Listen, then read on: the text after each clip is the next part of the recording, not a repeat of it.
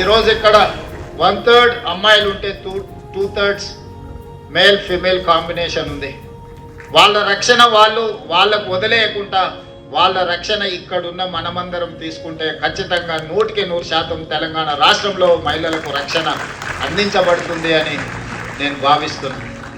అందుకే మహిళల రక్షణ కోసము తెలంగాణ యువకులు ఒక బ్రాండ్ అంబాసిడర్గా నిలబడాలి.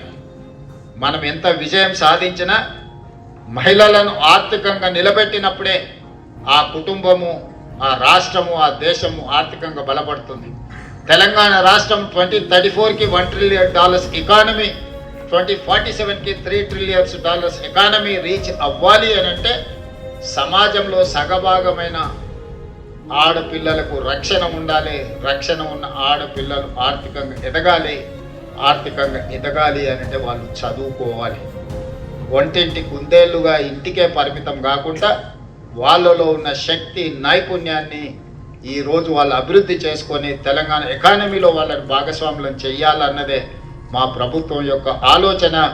ఈరోజు ప్రపంచంలో ఏ అభివృద్ధి చెందిన దేశాన్నైనా చూడండి, ఏ దేశంలో అయితే మహిళలు ఎంటర్‌ప్రెన్యూర్స్గా, మహిళలు ఎంప్లాయీస్గా, మహిళలు సైంటిస్టులుగా, లేకపోతే డాక్టర్లుగా, లాయర్లుగా, ఇంజనీర్లుగా రాణించారో ఆ దేశమే ఆర్థిక పురోగతి సాధించినాయి.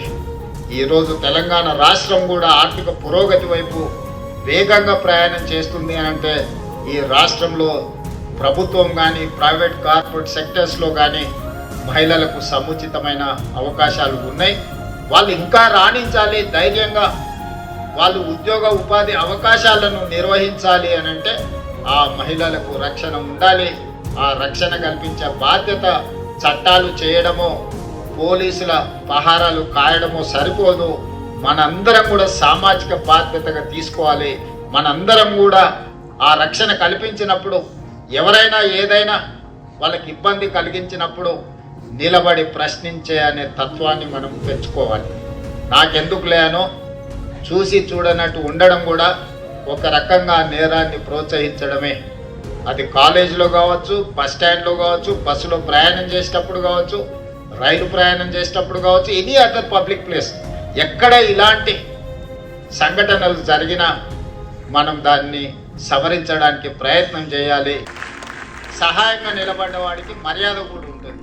గౌరవం, మర్యాద అనేది మన బాధ్యతగా భావించి అలా ముందుకు వెళ్ళాలి అని భావిస్తూ మీ అందరి దగ్గర సెలవు తీసుకుంటున్నాను. ధన్యవాదాలు.